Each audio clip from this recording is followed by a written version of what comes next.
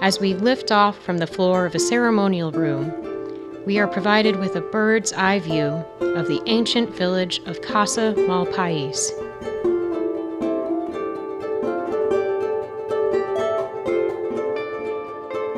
Those who lived here hundreds of years ago were probably ancestors of the modern Zuni, Hopi, and Acoma peoples.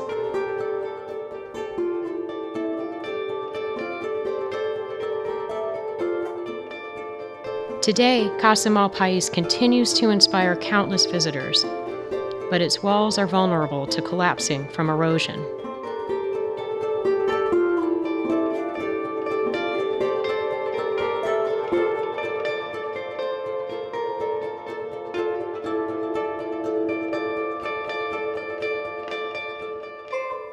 The town of Springerville in Arizona partnered with Archaeology Southwest to help stabilize the walls of this village so that they could remain on public display for generations to come.